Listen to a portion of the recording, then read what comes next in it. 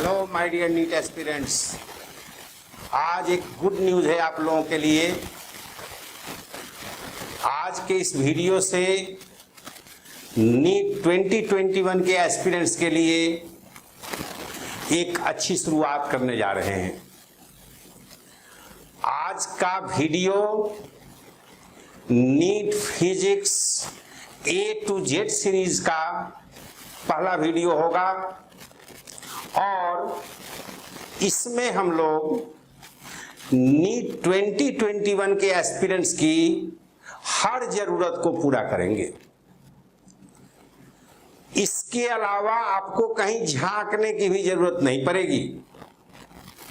हम फिजिक्स के ABC से शुरू करके Z तक पढ़ेंगे, लेकिन ध्यान रहे हमें एज ए नीट एस्पिरेंट्स अपने को ट्रैक पे रखना है, डाइवर्ट नहीं होना है। हम उतना ही पढ़ेंगे जो फिलहाल हमें जरूरत है। हमें रिसर्च स्कॉलर नहीं बनना, उसके तो ढेर सारे मौके मिलेंगे once you get to a good medical college. साथ साथ हमने डिसाइड किया है 5 अक्टूबर से नीट 2021 के लिए ऑनलाइन क्लासेज भी शुरू कर रहे हैं, जिसके बारे में विशेष जानकारी आप दिए गए नंबर पे व्हाट्सएप करके लेंगे। फोन करने से परहेज करें। ये दोनों ही NEET physics A to Z series जो हमारे YouTube channel NEET wonder series पे आएगा और जो NEET physics A to Z batch हम शुरू कर रहे हैं 5 अक्टूबर से, अपने आप में सेल्फ सफिशिएंट है। और इसका basic motto purpose 180 out of 180 in physics. जी हाँ, undoubtedly it's a difficult task, it's a difficult proposition, but well within reach। तो हम मिलकर कोशिश करेंगे और अंजाम तक पहुंचाएंगे। इस सीरीज की शुरुआत हमने motion in a straight line से किया है। आप हो सकता है कहें कि यूनिट्स एंड डायमेंशंस को क्यों नेग्लेक्ट कर दिए, जबकि इस बार तो उससे 3 क्वेश्चंस थे। हमने नेग्लेक्ट नहीं किया है, पर्पस हमारा सिर्फ ये है कि एक बार जब आप फिजिक्स के सारे फिजिकल क्वांटिटीज को समझ लेंगे, जान लेंगे, तो यूनिट्स एंड डायमेंशंस का चैप्टर आपको सिर्फ 10% मेहनत, 15% मेहनत करने से पूरी तरह समझ में आ जाएगा। अभी हम बेवजह उसमें वक्त अपना क्यों खर्च करें। शुरुआत कर रहे हैं फिजिक्स के 3rd चैप्टर। ध्यान रहे हमारा बेसिक बुक होगा NCERT, और जहां जहां और जितना एडिशनल इंफॉर्मेशन की जरूरत आपको होगी वह मुझसे आप लेंगे, और जरा सा भी कहे तो आपको कहीं और झांकने की भी जरूरत नहीं पड़ेगी। स्टार्ट में आज के लेक्चर में हम लोग कुछ बेसिक टर्मिनोलॉजी के बारे में पढ़ेंगे, जिसकी जरूरत हमें यहां भी है और आगे चलकर पूरे फिजिक्स में होगी। जब हम मोशन की बात करते हैं तो यह मोशन और रेस्ट का कॉन्सेप्ट रिलेटिव कॉन्सेप्ट है। रिलेटिव कॉन्सेप्ट कहने का मतलब कि यह मोशन और रेस्ट का कॉन्सेप्ट ऑब्जर्वर और ऑब्जेक्ट दोनों के फ्रेम ऑफ रेफरेंस पे डिपेंड करता है। अब आती है बारी, ये फ्रेम ऑफ रेफरेंस क्या है, पॉइंट ऑफ रेफरेंस क्या है। तो इसको समझने के लिए आपको कार्टेशियन कोऑर्डिनेट सिस्टम को समझना पड़ेगा, और इन सब कॉन्सेप्ट की जरूरत आपको पूरे फिजिक्स में पड़ेगी। तो हम स्टार्ट जो करेंगे वह Cartesian coordinate system, point of reference, frame of reference, उसके बाद आगे बढ़ेंगे।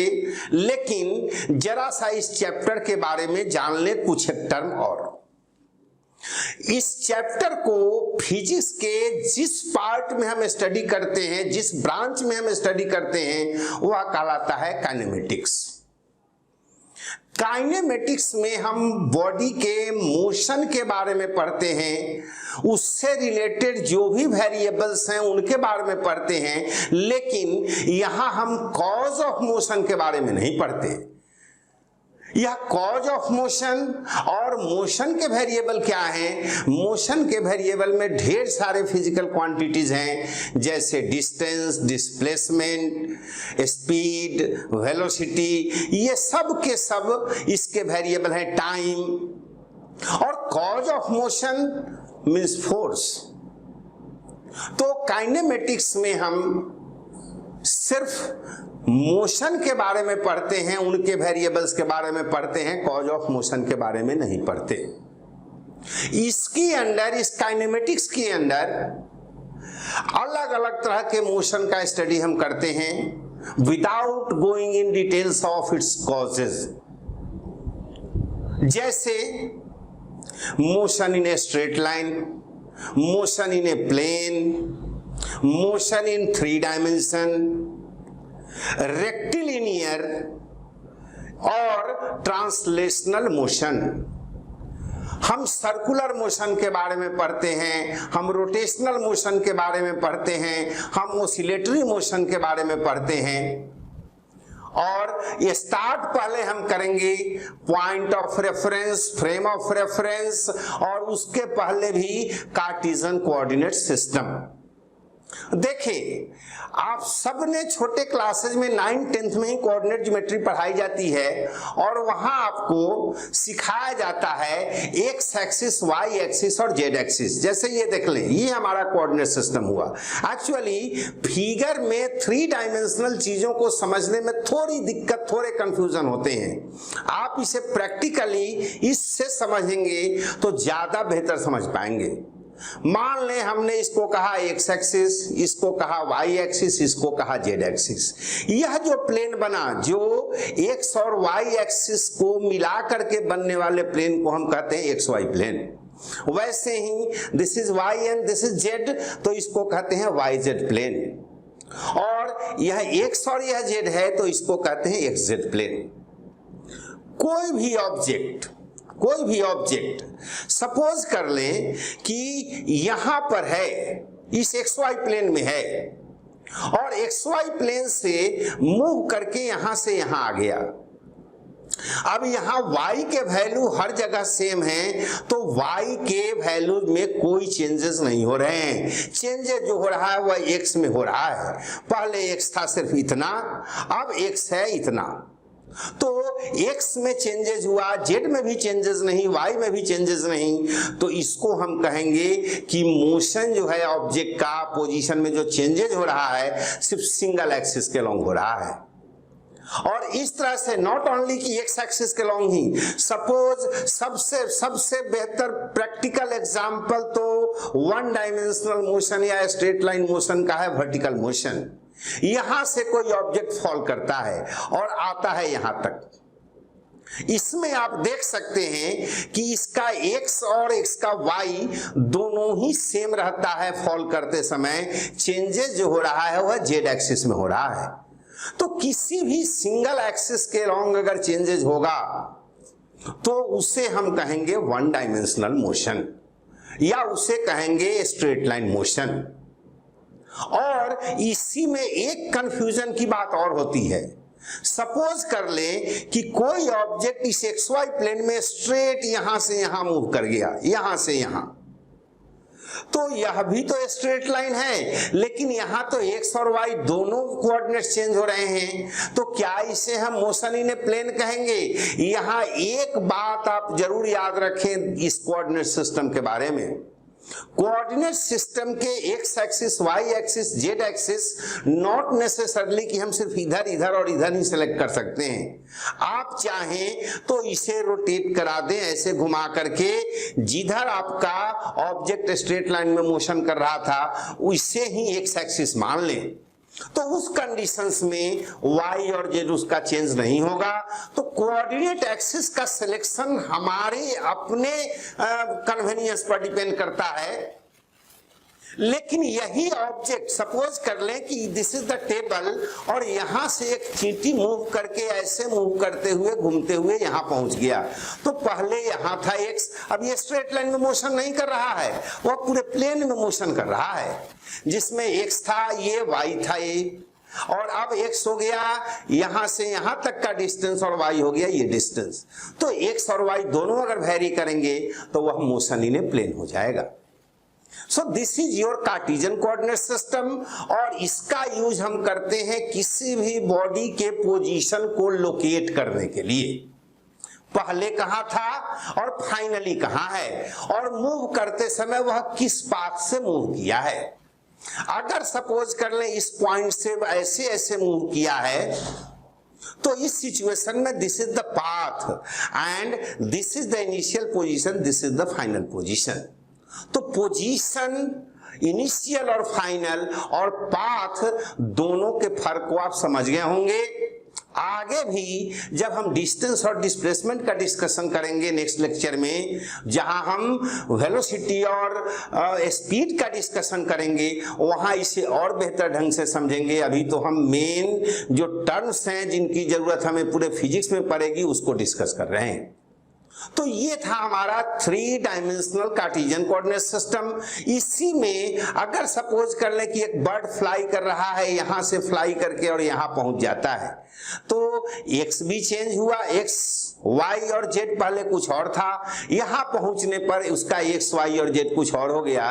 तो ऐसे मोशन को हम 3 डायमेंशनल मोशन कहते हैं। हमारे मतलब का फिलहाल 3rd चैप्टर एनसीईआरटी का motion in a straight line, 4th chapter NCERT का motion in a plane. Motion in 3 dimensions की जरूरत हमें कम पड़ती है। कभी कभी कहीं कहीं जैसे आप गैसियस मोलेकुल्स के बिहेवियर को जब पढ़ेंगे तो आप जानते हैं कि वह रूम में कहीं भी मोशन कर सकता है, कैसे भी मोशन कर सकता है, रैंडम मोशन करता है, तो वहां तो नेसेसरली वह 3 डायमेंशनल मोशन होगा। 2 डायमेंशनल मोशंस में आप जानते हैं जैसे प्रोजेक्टाइल मोशन हुआ, जैसे सर्कुलर मोशन हुआ, ये सब आपको आ जाते हैं 2 डायमेंशनल मोशन में। तो हमने जो सीखे हैं 1 डायमेंशनल, 2 डायमेंशनल, 3 डायमेंशनल और इस कार्टेशियन कोऑर्डिनेट सिस्टम को। अब आते हैं दूसरी बात पर। हम लोग 2 टर्म पढ़ेंगे। एक टर्म है हमारा पॉइंट ऑफ रेफरेंस और दूसरा टर्म है frame of reference. Point of reference को पहले समझें। देखें, सपोज कर ले ए कोई प्लेस है, ए है आपका दिल्ली, दिल्ली, और कोई आपसे ये कहे कि दिल्ली तो बहुत दूर है, दिल्ली बहुत दूर है। ऐसा कहना साइंस के लिए मीनिंगलेस है। दिल्ली कहां दूर है? दिल्ली तो गाजियाबाद के बिल्कुल करीब है, दिल्ली तो गुड़गांव से बिल्कुल करीब है, दिल्ली तो नोएडा से बिल्कुल करीब है। जैसे सपोज कर लें आप दिल्ली में हैं क्लॉड प्लेस में, और आपसे कोई कहे कि कुतुब मीनार बहुत दूर है, तो सिंपली यह कहना कि कुतुब मीनार बहुत दूर है यह भी मीनिंगलेस है। आखिर कुतुब मीनार कहां से बहुत दूर है? आखिर दिल्ली कहां से बहुत दूर है? अगर आप मुंबई में हैं और नेचुरली दिल्ली वहां से दूर है, तो बताना तो पड़ेगा कि दिल्ली मुंबई से बहुत दूर है, दिल्ली गाजियाबाद से करीब है। तो यह जो प्लेस हुआ कोई सेकेंड प्लेस, सपोज कर लें उस प्लेस को हमने ओ कह लिया, या वो प्लेस कोई भी प्लेस हो सकता है। इस O प्लेस से जब हम A के बारे में बताते हैं कि O से A नजदीक है या दूर है तो यह मीनिंगफुल है, और यहां पर O जो कहलाएगा वह पॉइंट ऑफ रेफरेंस है। पॉइंट ऑफ रेफरेंस का सिंपल मीनिंग कि वह पॉइंट जहां से आप किसी लोकेशन को ऑब्जर्व कर रहे हैं, लोकेशन के बारे में बता रहे हैं। So this is your point of reference. और साइंस में, फिजिक्स में, मैथमेटिक्स में ऐसा पॉइंट जिसको हम पॉइंट ऑफ रेफरेंस के रूप में यूज करते हैं, जनरली उसे हम ओरिजिन कह लेते हैं, ओरिजिन मान लेते हैं। अदरवाइज भी हो सकता है जनरली। तो ये था आपका पॉइंट ऑफ रेफरेंस। उसके बाद आती है frame of reference. This is your X axis and this is your Y axis, और यहां से कोई ऑब्जेक्ट इनिशियली इस ए पॉइंट पर था, फाइनली वह पहुंच गया बी पॉइंट पर, बी पॉइंट पर। तो this is the initial position, this is the final position, और इसके लिए हम इसे x कहते हैं, इसे y, इसे y कहते हैं, इसे x कहते हैं, इसे भी y कहते हैं, इसे x कहते हैं। तो किसी भी ऑब्जेक्ट के पोजीशन को लोकेट करने के लिए हमें एक कोऑर्डिनेट सिस्टम की जरूरत पड़ती है, चाहे वह 1 डायमेंशनल हो, 2 डायमेंशनल हो या 3 डायमेंशनल हो। और पोजीशन के चेंज को तो हमने पता कर लिया, अगर हमें मोशन चाहिए तो उस पोजीशन के चेंज होने में टाइम क्या लगा है यह भी जानना जरूरी है। तो जब हम किसी कार्टेशियन कोऑर्डिनेट सिस्टम से पोजीशन लोकेट कर लें और किसी टाइम मेजरिंग डिवाइस से हम टाइम मेजर कर लें, तो हम इन दोनों चीजों के हेल्प से, दोनों इंस्ट्रूमेंट्स के हेल्प से हम बड़े आराम से ऑब्जेक्ट के मोशन को फोरकास्ट कर सकते हैं, बता सकते हैं कि मोशन था कैसा और नेचर और कब से कब तक मोशन हुआ, कैसा मोशन हुआ, ये सब बातें हम बता सकते हैं। तो जब आप फ्रेम ऑफ रेफरेंस की बात करते हैं तो फ्रेम ऑफ रेफरेंस में दो बातें, एक तो कार्टेशियन कोऑर्डिनेट सिस्टम और दूसरा टाइम मेजरिंग डिवाइस, और इन दोनों के कॉम्बिनेशन को हम कहते हैं फ्रेम ऑफ रेफरेंस। इसकी जरूरत आपको पूरे फिजिक्स में होगी, और चूंकि मोशन और रेस्ट का कंसेप्ट दोनों के, ऑब्जर्वर भी और ऑब्जेक्ट के भी, फ्रेम ऑफ रेफरेंस पे डिपेंड करता है, यह कॉन्सेप्ट रिलेटिव कॉन्सेप्ट है, और इसलिए इसको समझना सबसे पहले जरूरी था। तो हमने देख लिए फ्रेम ऑफ रेफरेंस और पॉइंट ऑफ रेफरेंस। इसके बाद आती है बारी इस स्ट्रेट लाइन मोशन में भी हम दो तरह के मोशन की चर्चा करते हैं। एक को कहते हैं रेक्टिलिनियर मोशन और दूसरे को कहते हैं ट्रांसलेशनल मोशन, ट्रांसलेटरी मोशन या सिंपली ट्रांसलेशन। ट्रांसलेशन का मतलब हिंदी टू इंग्लिश या इंग्लिश टू हिंदी नहीं, translation is a type of motion. दोनों में काफी सिमिलरिटी है। देखें, जब कोई ऑब्जेक्ट मोशन करता है तो जनरली हमारे पास जो ऑब्जेक्ट होते हैं एक्सटेंडेड ऑब्जेक्ट होते हैं, जैसे ये पेन है। लेकिन अगर यह पेन बहुत लंबे डिस्टेंस तक ट्रेवल करता रहे, जर्नी करता रहे, तो लंबे डिस्टेंसेस, लंबे जर्नी के लिए हम इस पेन को भी पॉइंट ऑब्जेक्ट की तरह ट्रीट कर लेते हैं। लेकिन जब dimension of the object distance covered के कंपेरेबल होने लगे, जैसे एक सपोज कर लें आपका 5 सेंटीमीटर का कोई टॉय कार है और वह 1 मीटर के ट्रेवल पर, 1 मीटर के टेबल पर ट्रेवल कर रहा है, तो वहां उस कार को भी पॉइंट ऑब्जेक्ट नहीं लेंगे, वह भी एक्सटेंडेड ऑब्जेक्ट होगा। तो जब हम चर्चा करते हैं रेक्टिलिनियर मोशन का, जब हम चर्चा करते हैं ट्रांसलेशनल मोशन का, तो दोनों ही में पूरा का पूरा ऑब्जेक्ट एक प्लेस से दूसरे प्लेस तक मूव करता है इन ए स्ट्रेट लाइन। फिर दोनों में फर्क क्या हुआ? जब ऑब्जेक्ट को हम पॉइंट ऑब्जेक्ट ट्रीट करें या तो वह पॉइंट ऑब्जेक्ट हो या हम उसे पॉइंट ऑब्जेक्ट ट्रीट करें। तो ऐसे कंडीशंस में वह ऑब्जेक्ट अगर स्ट्रेट लाइन में मोशन करेगा तो उसको हम कहते हैं रेक्टिलिनियर मोशन। लेकिन अगर एक्सटेंडेड ऑब्जेक्ट स्ट्रेट लाइन में मोशन करे तो देख लें जरा सा, यह मोशन किया स्ट्रेट लाइन में, इसके हर पार्टिकल मोशन कर रहे हैं स्ट्रेट लाइन में, जो स्ट्रेट लाइंस पैरेलल्स हैं। अब इसे ट्रांसलेशनल मोशन होने के लिए जरूरी है दो तीन बातें। The whole body should move from one place to another along a straight line, number one.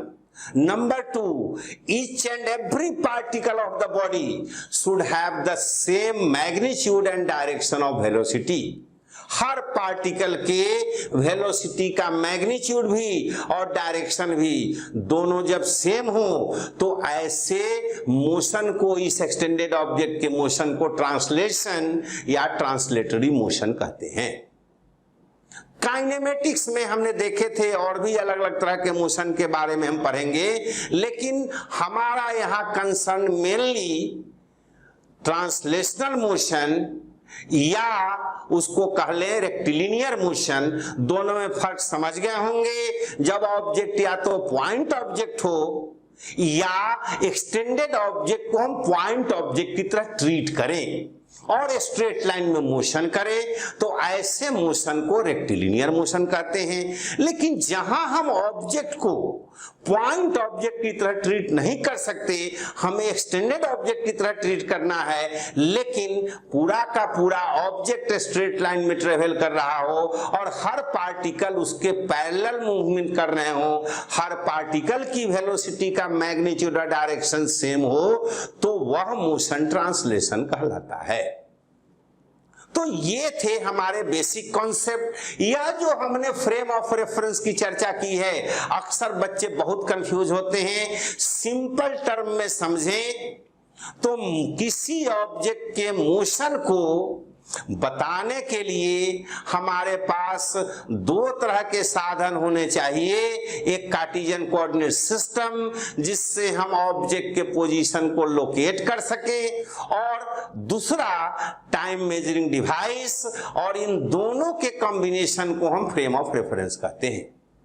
यह फ्रेम ऑफ रेफरेंस दो तरह के, inertial frame of reference and non inertial frame of reference. इस इनर्शियल और non inertial frame of reference के concept की जरूरत हमें लॉज ऑफ मोशन में पड़ेगी, जहां हम फोर्स को कंसीडर करेंगे। अभी हमें उसकी जरूरत नहीं है, इसलिए उसकी चर्चा हम नहीं करेंगे। तो ये तो थे हमारे जो छोटे छोटे टर्म्स, बेसिक टर्म्स।